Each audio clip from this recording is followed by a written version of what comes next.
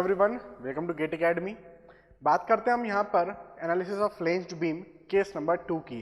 Case number 1 की अभी हमने हमारे पिछले वीडियो में बात की, जहाँ पर मैंने डिस्कस किया था कि यदि आपका जो न्यूट्रल एक्सिस है वो यदि विद इन द फ्लेंज है तो किस तरीके से उसको एनालाइज करना है, किस तरीके से उसमें टोटल कंप्रेसिव फोर्स कैलकुलेट करना है, किस तरीके से उसमें टोटल टेंसाइल फोर्स कैलकुलेट करना है, किस तरीके से लीवर आर्म कैलकुलेट करना है, किस तरीके से उसमें मोमेंट कैपेसिटी कैलकुलेट करना है। This we have seen in the previous lectures. बात करते हैं इस लेक्चर में हम डिस्कस करने वाले हैं केस नंबर 2 की, जब न्यूट्रल एक्सिस आपका वेब पोर्शन में आ चुका है। तो यहाँ पर मैं क्या कर रहा हूँ कि वेब पोर्शन में आ चुका है, इसका मतलब क्या है, देखिए ये तो आपका डेप्थ ऑफ फ्लेंज हो चुका है। यहाँ पर ये आपका इफेक्टिव विड्थ ऑफ फ्लेंज आपको ऑलवेज कंसिडर करना है, काफ़ी बार मैं बता चुका हूँ। और ये आपका हो जाता है विड्थ ऑफ वेब, है ना। करना क्या है हमें, हमारा जो डेप्थ ऑफ न्यूट्रल एक्सिस है एक्सयू वो बड़ा हो चुका है डीएफ से, मतलब किधर चले गया है वो वेब पोर्शन में। तो ये रहा आपका depth of neutral axis suppose, जो कि वेब पोर्शन में मैं बना रहा हूँ।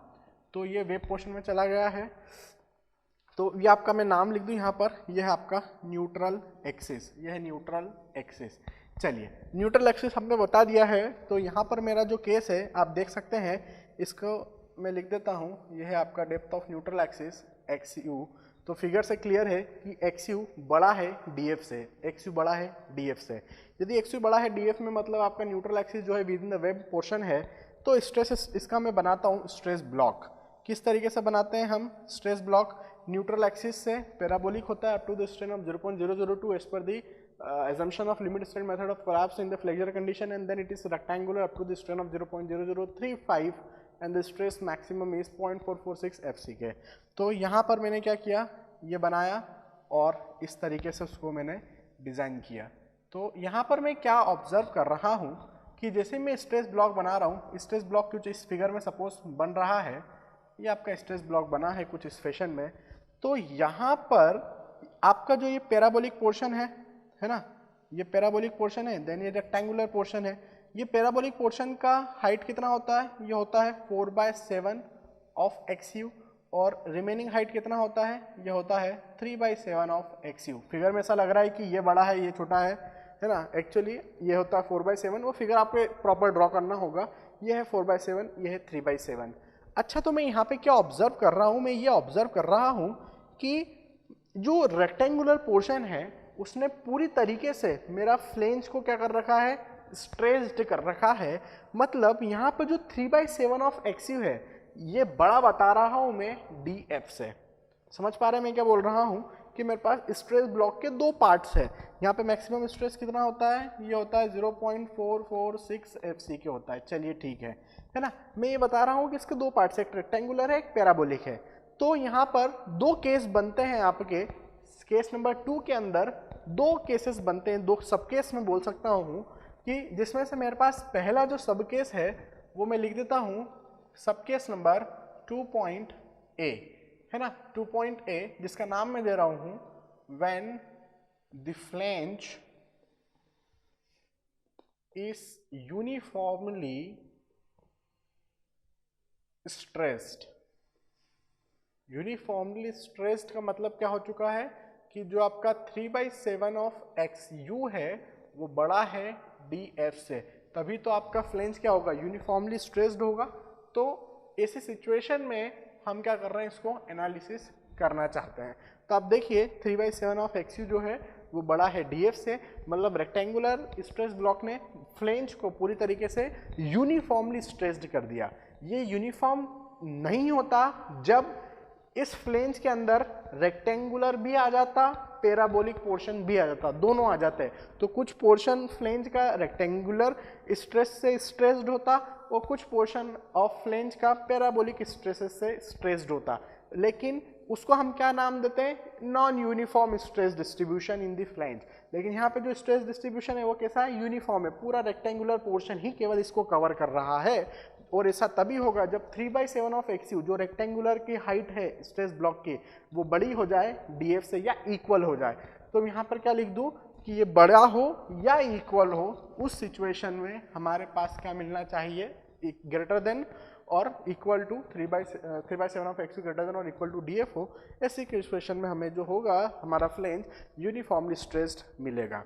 चलिए, यदि ये मेरे पास केस है तो इसको किस तरीके से एनालाइज करना है। ऐसी सिचुएशन में आपको आपके फिगर को दो पार्ट्स में डिवाइड करना होगा, वेव की अलग एनालिसिस, फ्लेंज की अलग एनालिसिस। मैं दो पार्ट्स में डिवाइड कर रहा हूँ, यहाँ पर समझने की कोशिश करिए मैं क्या बताना चाह रहा हूँ। एक तो मेरे पास हो चुका है, दो पार्ट्स में मैं इसको डिवाइड कर रहा हूँ। एक पार्ट हो चुका है ये वाला, जो कि आपका वेब पोर्शन हो चुका है, ये हो गया आपका वेब पोर्शन। आप देखिए मैंने इसको दो पार्ट्स में डिवाइड किया। एक पार्ट्स तो ये रहा जो आप देख रहे हैं यहाँ पर, वेब पोर्शन पूरी तरीके से, ये वेब पोर्शन पूरी तरीके से ग्रॉस डेप्थ लेना है आपको यहाँ पर, ठीक है। तो ये ग्रॉस डेप्थ मैंने क्या लिया, ले लिया। ये इस तरीके से मेरा ये पूरा क्या आ चुका है, वेब आ चुका है। As a singly reinforced beam क्या होगा, ये काम करेगा, है ना। तो ये हो चुका है आपका यहाँ तक ग्रॉस डेप्थ, ठीक। तो मैंने यहाँ पर क्या ले लिया है, ग्रॉस डेप्थ ले लिया है। और यहाँ पर क्या प्रोवाइडेड है, स्टील रेनफोर्समेंट, मैं बोल रहा हूँ AST1 प्रोवाइडेड है ना। इसका नाम क्या दिया मैंने, ये है आपका AST1 प्रोवाइडेड है, ठीक है। ये एक सिंगली रेनफोर्स्ड बीम हो चुका है। इस बीम का विड्थ कितना है, इस बीम का विड्थ हो चुका है BW, एक रेक्टेंगुलर बीम है ये। इस बीम की इफेक्टिव डेप्थ कितनी है मेरे पास, स्मॉल d है, ये रहा स्मॉल d। और इसमें स्टील रेनफोर्समेंट कितना डाल रखा है मैंने, AST1 डाल रखा है। ये तो हो गया मेरा फर्स्ट पार्ट। रिमेनिंग पार्ट क्या है, half of this flange portion and remaining part. ये है मेरे पास रिमेनिंग पार्ट।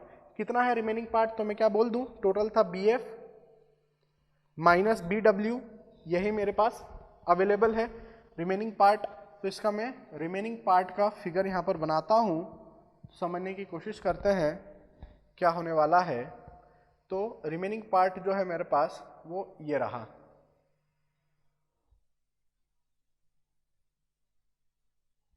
ये रहा मेरे पास remaining part, that is BF minus BW। क्या मैं कह दूं, इतना सा जो पोर्शन है इसकी ये वैल्यू होगी BF माइनस BW बाई 2, यहाँ से लेकर यहाँ तक एंड यहाँ से लेकर यहाँ तक ये वैल्यू कितनी हो जाने वाली है, ये वैल्यू हो जाने वाली है BF minus BW by 2 and the same fashion यहाँ पर भी क्या हो जाने वाली है, BF माइनस BW बाई 2।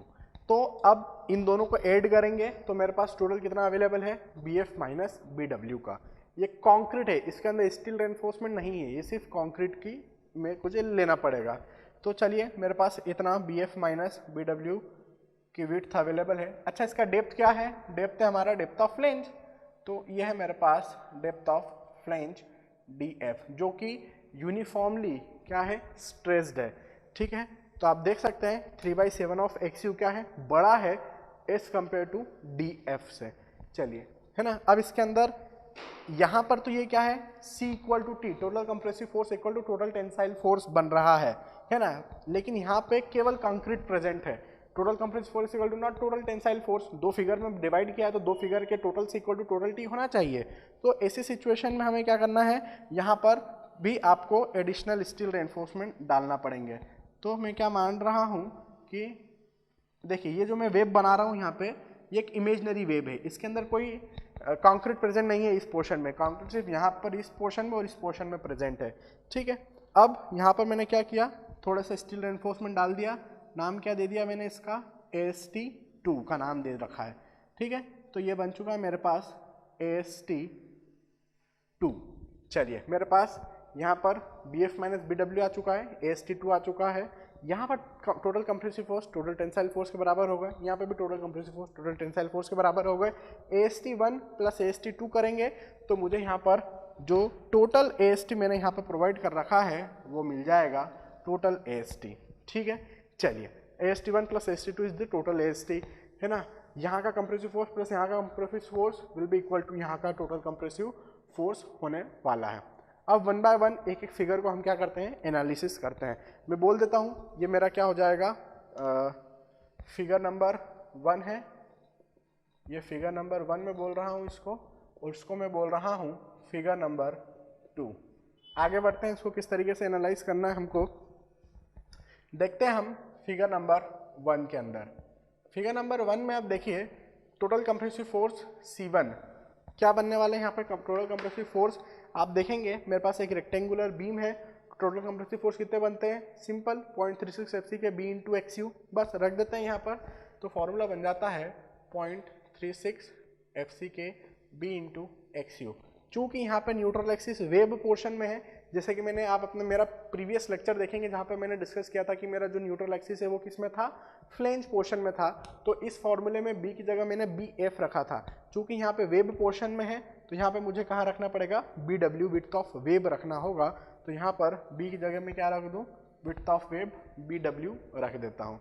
चलिए टोटल कंप्रेसिव फोर्स का फॉर्मूला पता लग गया है। टोटल टेंसाइल फोर्स का फॉर्मूला बता दें, C1 हो गया T1 हो गया। फॉर्मूला क्या बनता है यहाँ पर T1 का, यहाँ पर फॉर्मूला 0.87 AST1 है तो 0.87 FY AST1।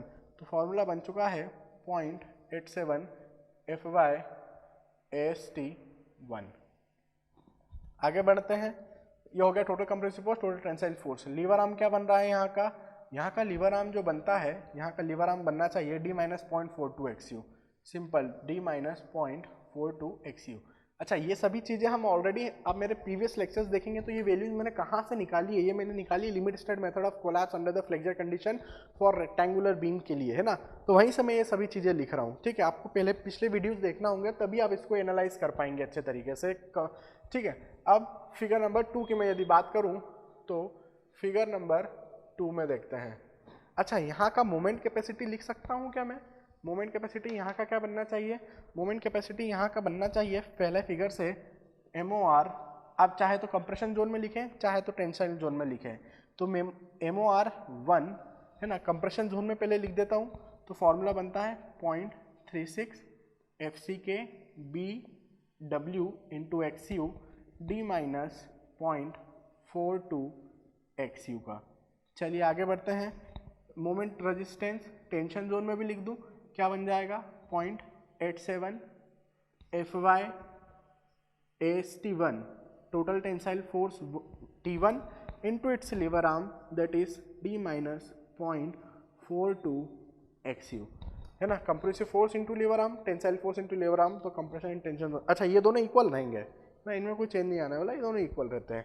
चलिए आगे बढ़ते हैं, क्योंकि टोटल से इक्वल टू क्या होता है, टोटल T होता है। आगे बढ़ते हैं, तो ये तो मैंने बात कर दी फिगर नंबर 1 की। फिगर नंबर 2 पे हम प्रोसीड करते हैं। तो फिगर नंबर 2 के लिए मैं यहाँ पर देखता हूँ इसकी एनालिसिस। फिगर नंबर 2 में क्या देखते हैं, टोटल कंप्रेसिव फोर्स निकालते हैं, that is C2।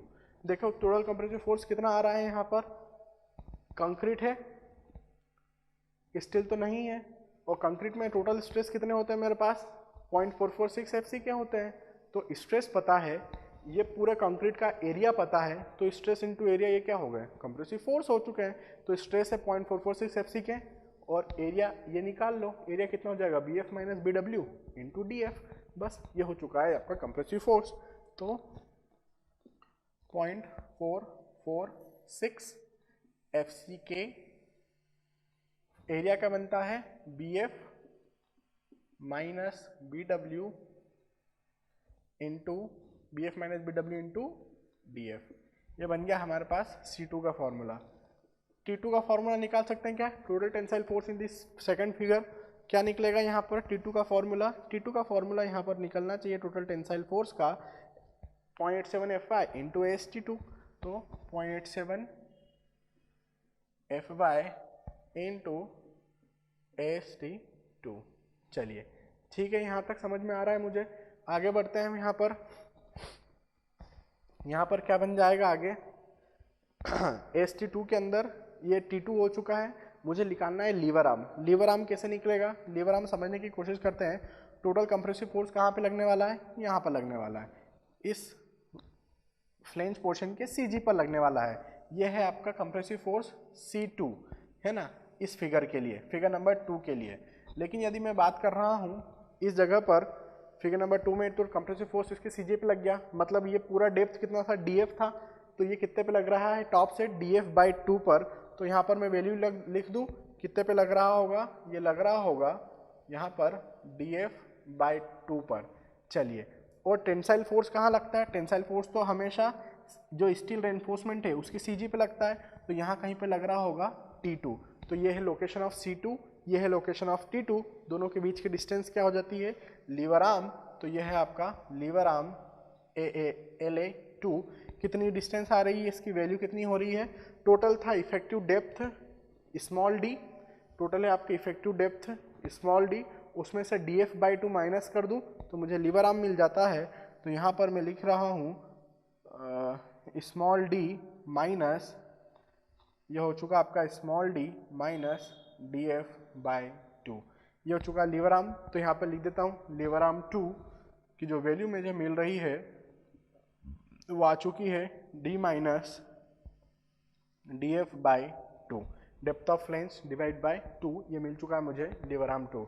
Moment of resistance निकाल दूं यहाँ पर भी, कंप्रेशन जोन में एंड टेंशन जोन में। तो compression zone and tension zone दोनों के फॉर्मूले लिख देता हूँ मैं।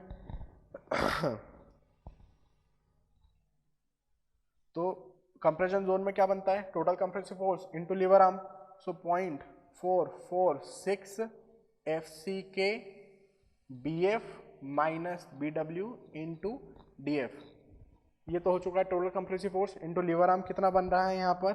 D माइनस df/2 का बन गया। इन द सेम फैशन आप टेंशन जोन में भी कैलकुलेट कर सकते हैं, T2 इंटू AL2, मतलब T2 इंटू लीवर आर्म है ना। तो T2 कितना मेरे पास?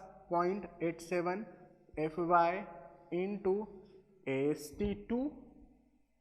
AST2 हो गया, इंटू लीवर आर्म कितना है? D minus df/2। चलिए, तो ये हो चुका मेरे पास MR2 टोटल कंप्रेशन जोन में, टेंशन जोन में। ठीक है, मेरे पास जो एनालिसिस स्टार्ट करना होती है, ये तो मैं आपको ये सब बता चुका हूँ, किस तरीके से यहाँ पे टोटल कंप्रेसिव फोर्स निकाले जाते हैं, किस तरीके से टोटल टेंसाइल फोर्स निकाले जाते हैं, किस तरीके से लीवर आर्म निकाले जाते हैं, किस तरीके से मोमेंट कैपेसिटीज निकाली जाती है कंप्रेशन जोन और टेंशन जोन में, ये हमने डिस्कस की है। जब भी मैं आपको एक टी बीम सेक्शन दे रहा हूँ, आपको किस तरीके से उसको एनालाइज करना है वो मैं अभी आप यहाँ को बताता हूँ। देखिए, टी बीम का आपको एनालिसिस करना है।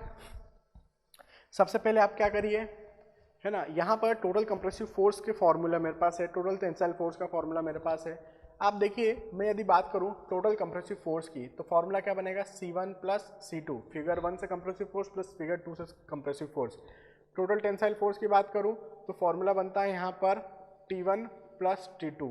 ठीक है, मोमेंट रेजिस्टेंस कैपेसिटी की बात करूँ तो कंप्रेशन जोन में तो MOR, यदि मैं कंप्रेशन जोन की बात कर रहा हूँ तो MOR1 of compression zone plus MOR2 of compression zone, है ना। टेंशन जोन में यदि बात करूँ, हालांकि टेंशन जोन कंप्रेशन जोन दोनों सेम आने वाले हैं, तो MOR of tension zone MOR1 of tension zone plus MOR2 of tension zone. आप क्या निकाल सकते हैं? ये सभी निकाल सकते हैं।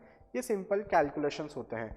आपको जो एनालिसिस स्टार्ट करना है वो कहाँ से स्टार्ट करना होता है वो मैं यहाँ पर आपको बता देता हूँ।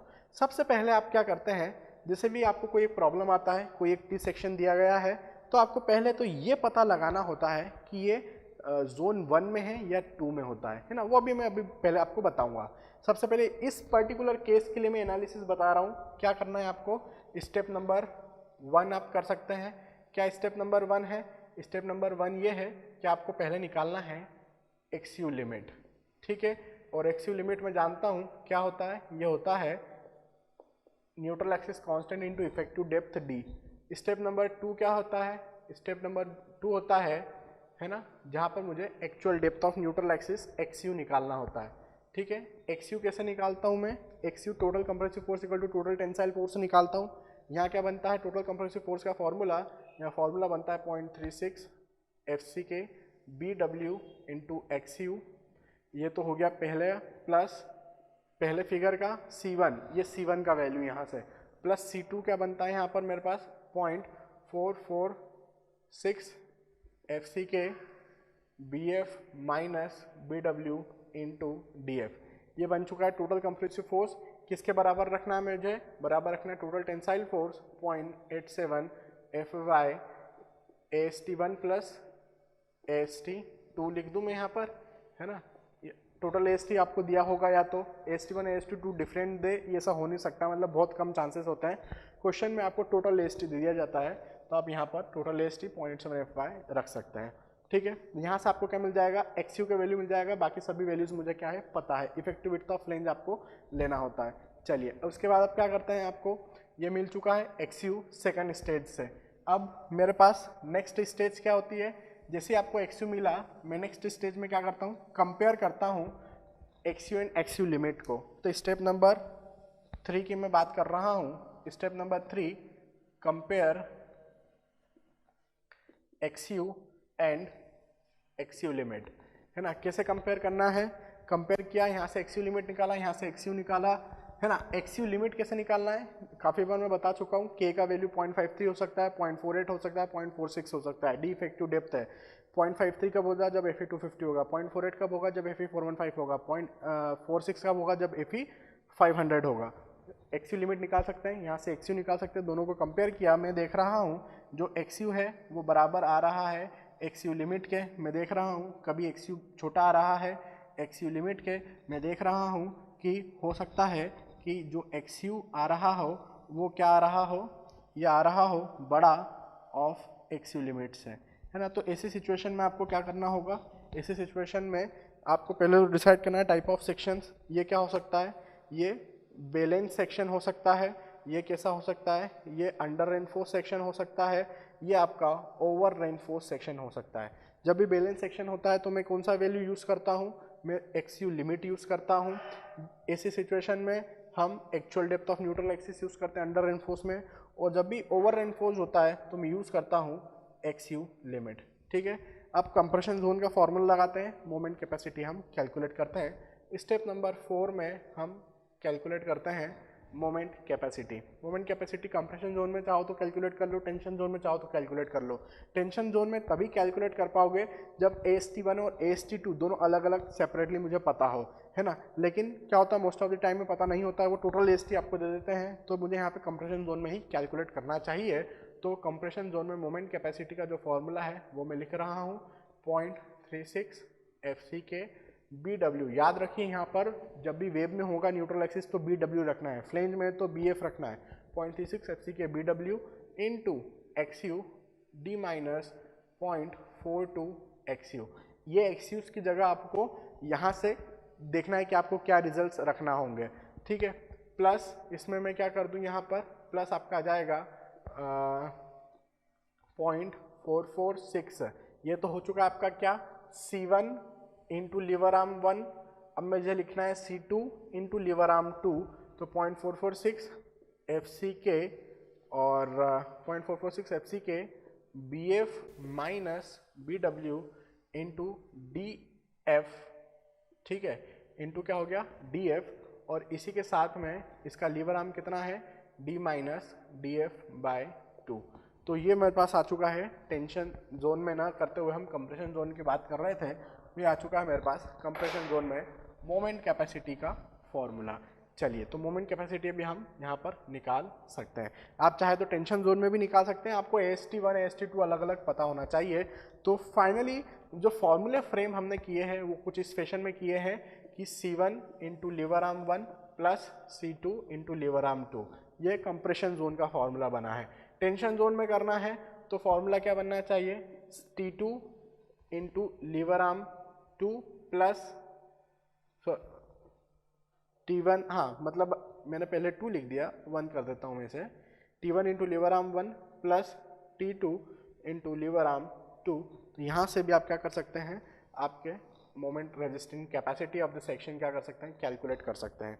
अब आपको क्या करना है कि जैसे कि मैंने ये कैलकुलेट किया, चाहे वो मैंने केस नंबर 1 में कैलकुलेट किया हो या केस नंबर 2.A में कैलकुलेट किया हो या 2.B में, आपको करना क्या होता है, यहाँ तक जैसे आपने मोमेंट रेजिस्टेंस कैपेसिटी कैलकुलेट की, अभी भी आप अभी अब आपको क्या करना है, जो अप्लाइड मोमेंट आ रहा है MU, है ना, उससे कंपेयर करना होता है कि जो अप्लाइड मोमेंट MU है उससे कंपेयर करिए मोमेंट रेजिस्टिंग कैपेसिटी कि आपका जो सेक्शन है वो क्या हो रहा है, अंडर रेनफोर्स्ड है, ओवर रेनफोर्स्ड है, I mean not under over reinforced, singly reinforced है या डबली रेनफोर्स्ड है। यदि अप्लाइड मोमेंट जो है वो मोमेंट रेजिस्टिंग कैपेसिटी से क्या हो चुके हैं अप्लाइड मोमेंट जो है वो मोमेंट रेजिस्टिंग कैपेसिटी से ज़्यादा है, मतलब आपको अब डबली रेनफोर्स्ड जैसा डिज़ाइन करना होगा इस सेक्शन को। ठीक है, अभी मैंने सिंगली रेनफोर्स्ड करके बताया है, डबली हम जानते हैं क्योंकि मैं डबली रेनफोर्स्ड भी मैं आपको पढ़ा चुका हूँ। सेम फैशन होता है, everything is same, same process होती है। वहाँ पर आपको टॉप में कंप्रेशन रेनफोर्समेंट प्रोवाइड करना होगा, तो प्रोसीजर इज सेम, उसमें कोई बड़ा वो नहीं है ना। तो आप कैलकुलेट कर सकते हैं एमयू लिमिट निकाल के, एमयू बड़ा आ रहा है यदि एमयू लिमिट से तो डबली रेनफोर्स, एमयू लिमिट यदि बड़ा आ रहा है एमयू से तो फिर सिंगली रेनफोर्स बीम में ही आपका काम चल जाएगा। इस तरीके से आप क्या कर सकते हैं, बीम को एनालिसिस कर सकते हैं, डिजाइन कर सकते हैं। अच्छा ठीक है, तो ये था आपका एनालिसिस। यहाँ पर एक क्वेश्चन ये भी बन सकता है कि AST निकालो, या है ना, तो AST कैसे निकाल सकते हैं, C1 इक्वल टू T1 रख दो, आप पूरा मोमेंट रेजिस्टेंस कैपेसिटी वहां तक पहुंच जाओ। उसके बाद क्वेश्चन क्या फ्रेम हो सकता है कि भैया इसके अंदर आप AST भी निकाल के बताइए। तो आप क्या कर सकते हैं, कंप्रेशन जोन में कंप्रेशन जोन में आप पहले क्या कर सकते हैं, मोमेंट कैपेसिटी कैलकुलेट कर लो, फिर C1 इक्वल टू T1 रख दो, AST1 पता चल जाएगा, C2 इक्वल टू T2 कर दो, AST2 पता लग जाएगा। क्योंकि यहाँ पर जो डेप्थ ऑफ न्यूट्रल एक्सिस है XU, ये ऑलरेडी मैं निकाल चुका हूँ, है ना, समझने की कोशिश करेंगे तो आप AST1 और AST2 भी निकाल सकते हैं यदि आप चाहें तो। ठीक है, तो in this fashion what you can do, you can design your the complete section.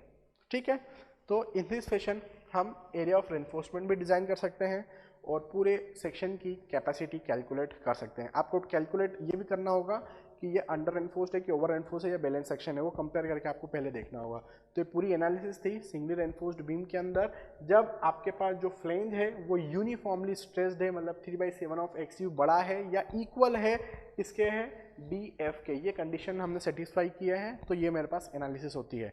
ठीक है, यहाँ पे ये लेक्चर में स्टॉप करता हूँ। नेक्स्ट लेक्चर में हम डिस्कस करेंगे कि 3/7 ऑफ XU यदि छोटा हो जाए DF से तो क्या होगा, उसके बारे में डिस्कस करेंगे। मतलब आपका जो फ्लेंज है वो यूनिफॉर्मली स्ट्रेस्ड नहीं होगा, तो फिर किस तरीके से हमें सेक्शन को एनालाइज करना है उसकी हम बात करेंगे आने वाली वीडियो में। I hope you people enjoyed this section, thank you so much.